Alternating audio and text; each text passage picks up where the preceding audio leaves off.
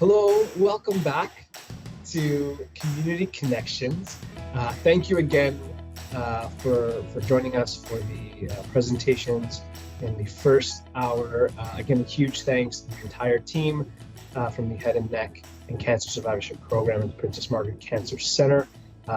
Again, if you want to re-watch those videos with all the amazing content, we will be posting them on our YouTube channel tomorrow. So check back then. We will have all the recordings ready for you to watch. But right now, we are ready to start cooking.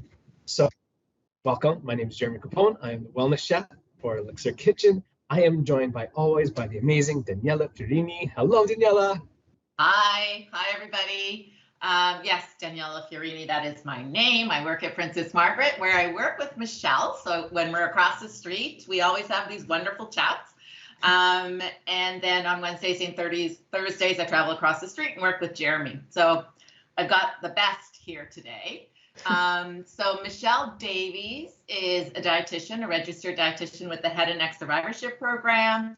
I listened to her presentation today. I watched it. I continue to learn more things. So thank you, Michelle. And then the rest of the team, I've worked closely with them too. So I hope you do get to check it out. I always learn a lot from them. So I wanted to tell you how hard Jeremy and Michelle have been working on these recipes. And I'm excited to actually try them at some point. But right now I will introduce them.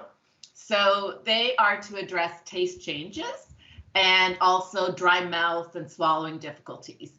And all common side effects we have with cancer. And it's not just for head and neck. I was telling Michelle how with the autologous stem cell transplant patients, how difficult it is after. It's a surprise that they actually have no taste.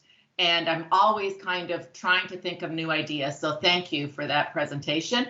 And thank you for developing these recipes. So the first recipe is a whipped feta dip with maple baked pear. The second one is skillet chicken with mushroom gravy. And the third is a pumpkin spice frozen yogurt. So little bit about the first recipe. This is a delectable dip that is soft and creamy, so it goes down easy if you have a sore throat. It's also packed with protein and several other health protective compounds. And in talking with Michelle and Jeremy, it may be helpful if you're experiencing more of a bitter taste. Take it away, guys. Thank you. So thanks so much for having me. As mentioned, I'm the dietitian in the Head and Neck Cancer Survivorship Program, and I always have such a wonderful time working with the ELLICSR team to develop recipes. So thank you all for having me. And Jeremy, I will let you get started on the important part, which is the food and the cooking. Sure, that sounds great. Wonderful. So yes, we worked on putting together some of these recipes, like Michelle mentioned, like Daniela mentioned, to address some of the common taste changes.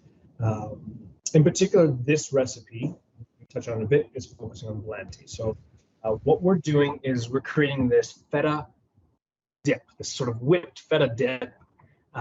Really, really great, really tasty, really creamy.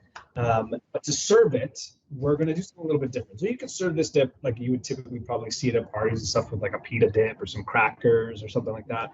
We're going to serve it with some pears, some baked pears, which I guess it sounds a little bougie, a little fancy. But what's nice about it is it's going to be soft because we're baking the pears, but it's also going to have that sweetness from the pears itself and from a little bit of maple syrup. Which is going to be very helpful. And I know Michelle's going to touch on that in a second. To get started, let's start with the pears and the maple syrup. So what I have here is maple syrup. I want to make sure you can see my pan. Okay. I'm going to start this on the stove top in a pan that I can put in the oven. You can do this even just in a regular, like a baking dish, like a lit baking dish. And just mix it all together and throw that in the oven if that's easier. So either way, but I'm just going to start with about 4 tablespoons ish of maple syrup. again, this is a recipe that not to be too particular with the measurements, but we're going to pretty much coat the bottom of the pan. Okay, and I have this over medium-high heat. I want to get some bubbly action going in there. And then just to add a little bit more sort of richness and flavor. And I guess, Michelle, I can ask you as well, for dishes like this and for the population that you work with, adding a little bit of extra calories, I guess, that's a good thing to do, right? To try to. Yes, yes.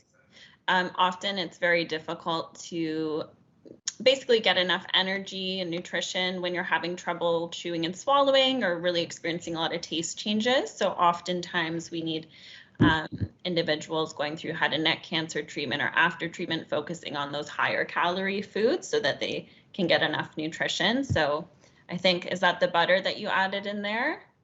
So I put a little piece of butter, probably a spoon and a half.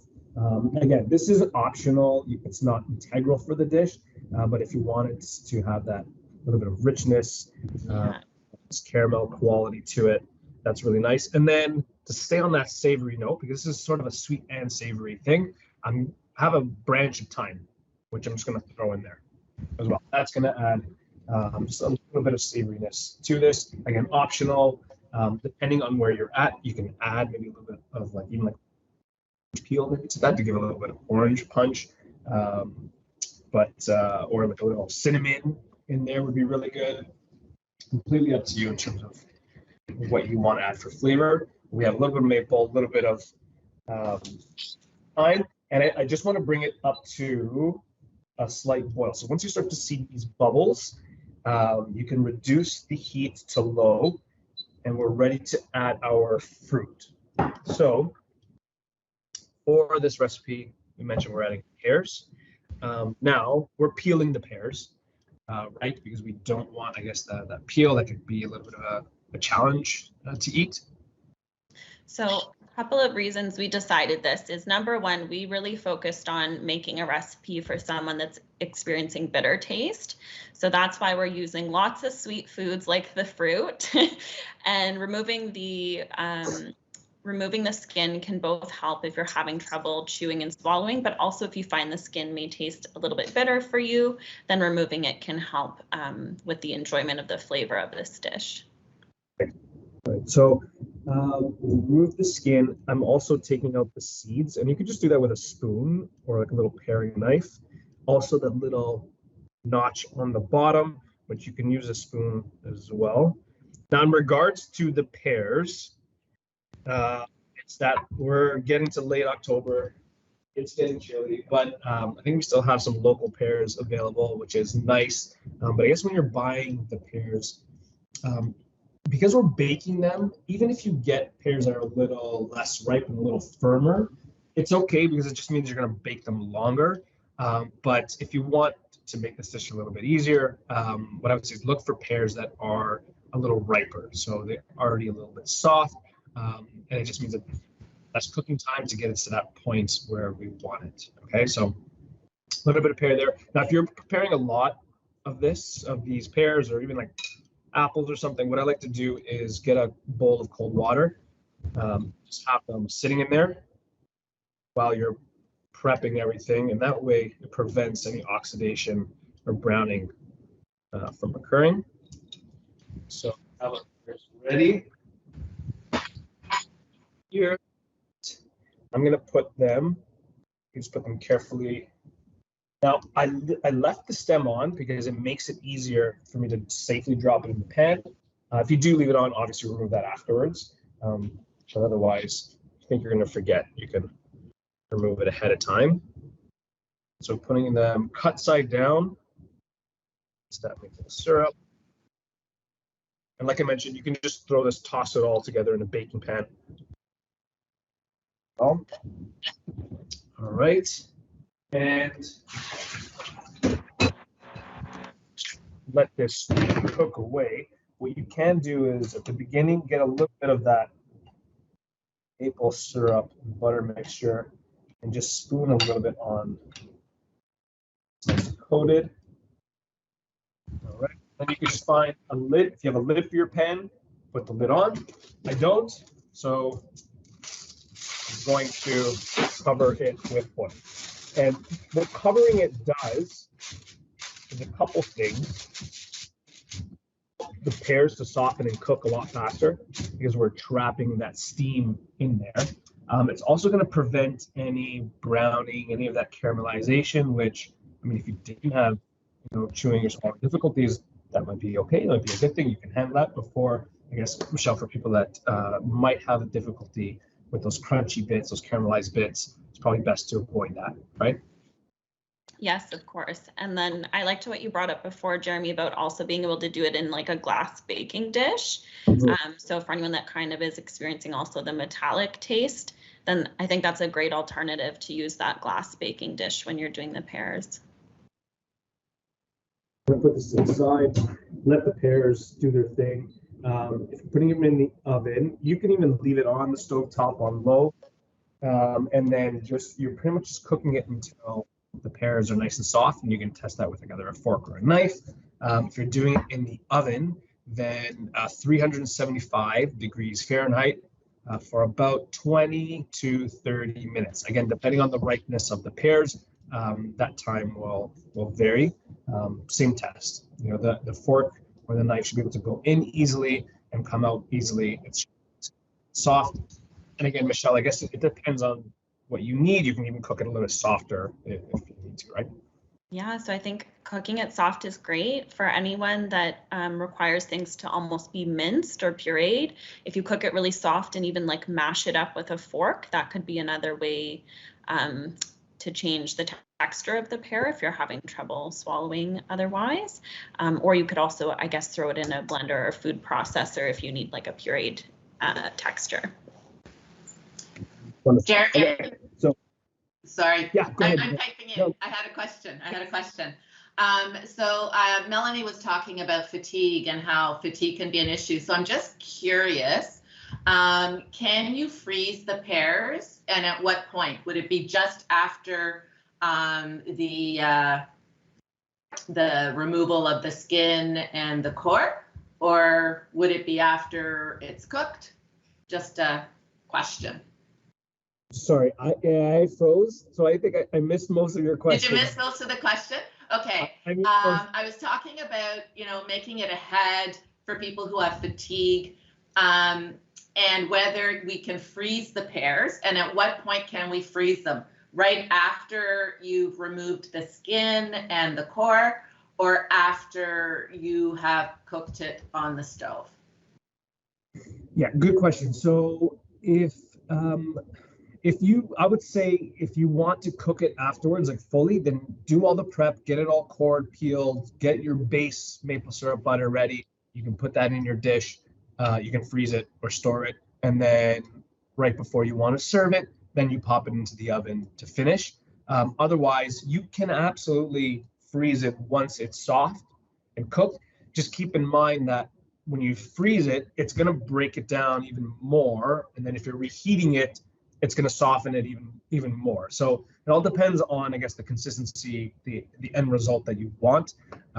If you're okay with it being very soft, then absolutely freeze it after it's cooked. If you still want it to be soft, but not like completely like broken down, then I would say peel, do all the prep, and then with the sauce, maple syrup, everything, and then freeze it at that point. Thanks. Okay, so pears are doing their magic. It's smelling great. Maple syrup, butter, thyme, pear. I mean, can't go wrong. And now we're gonna make the feta, the whipped feta dip, which is actually super easy. What's nice is the base is the same, and then you can sort of change up the flavors the way you want it, which is great. So first thing we're gonna start off with is obviously the feta. See there. A cup. I'm not measuring. You can kind of do one portion feta, and then we're going to do one portion of Greek yogurt as well. If you like it, if you're making it for lots of people, you want to make a bigger batch, you can obviously increase that, but about half a cup-ish of feta. And I guess this is a good opportunity Michelle and Daniela, to bump up the protein even with like a higher protein yogurt, something like that? Yeah, so a couple things I want to mention about the yogurt. I really love that you're combining the yogurt with the cheese, because a lot of times I hear from my patients that the cheese alone is a bit difficult to chew, a bit sticky. So adding this yogurt is going to make it a much smoother texture, easier to chew and swallow. And I think Daniela has some great information about the protein content. Sure. Yeah, I can talk a little bit more about that. So I always like to do a little bit of comparison, right? So if you're using a regular yogurt, you're probably getting about 4 grams of protein. But if you add the Greek yogurt, you're adding another 6 grams of protein. So you actually go from 4 to 10. So it's higher protein. But then if you're using skyr, like the product that I think, Jeremy, you put that in there today, which is more of an Icelandic dairy product that they've added bacterial culture to, that's 12 grams of protein. So those are just some things to look out for. But also, I don't know, like when I go to the grocery store now, I have to say, I get a little overwhelmed with all the different varieties of yogurt. I don't know if anyone else does. And I see that they're actually getting the protein up to 19 grams of protein. So maybe there are other plain types of yogurts that you can include. Perfect. So yogurts, feta, and I'm adding a little bit of olive oil. So we can bump up those calories in the recipe, right? Calories. Yeah, so 2 tablespoons-ish in there. Right.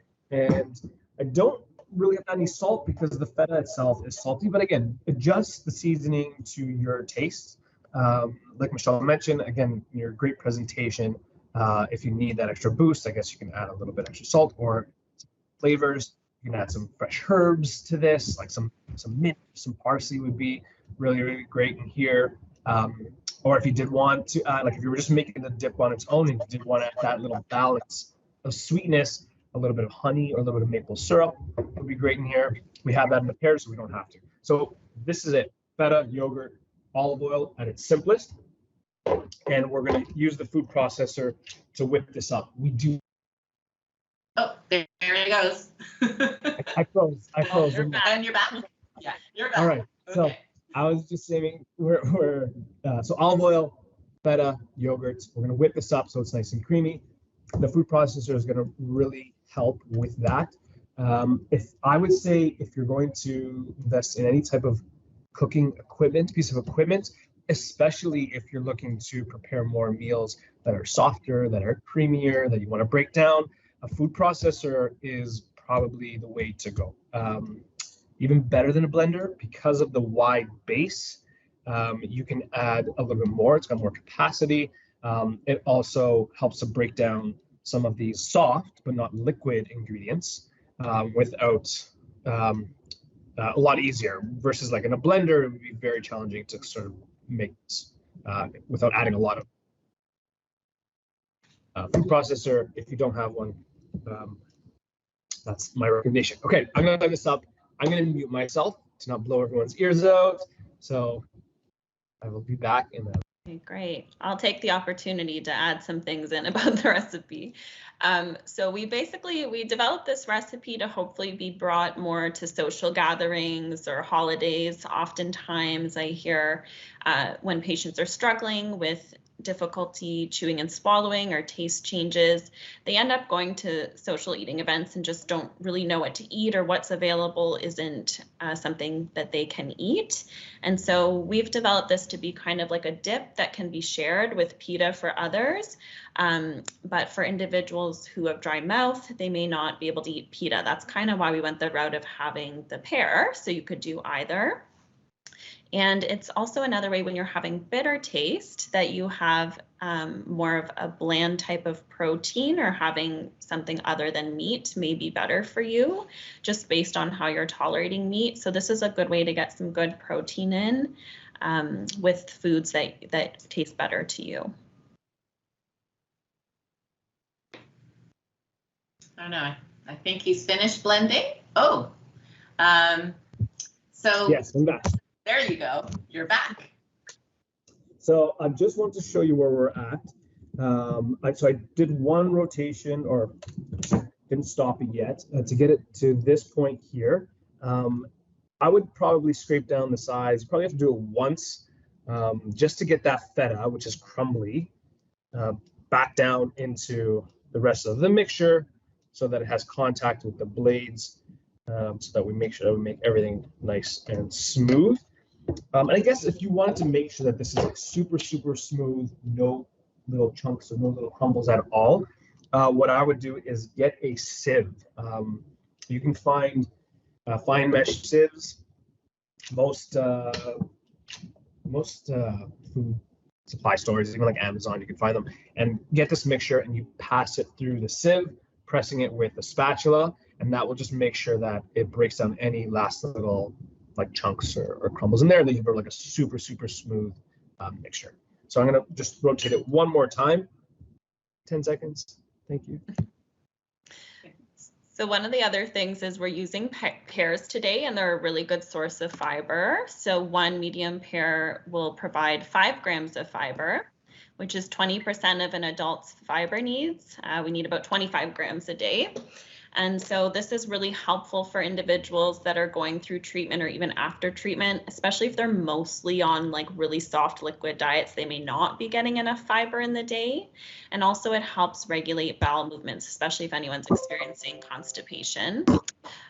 So this is a good way to help get some fiber, is kind of adding more fruits or vegetables into the meals where you can. Fruits can be great because they can be cooked really soft.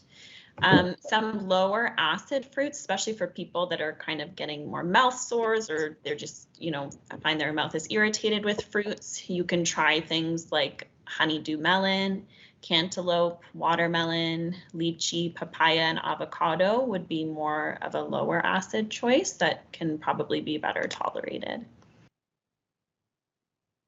So I was just going to add, that with the pears, there's also, I like to talk about phytonutrients, the plant compounds that have some health protective benefits. So polyphenols is one of the things that is found in pears as well. So you can feel that you are still getting some of those phytonutrients that we may be talking about, and you think you may not be getting because you're not able to have a lot of fruits and vegetables the way they are. So love this recipe idea, you guys. I think I'm actually going to try it myself. I have to try it myself. You have to bring me some in, Daniela, if you're making it. Okay, I will. On a Tuesday or Friday when you work. Yes.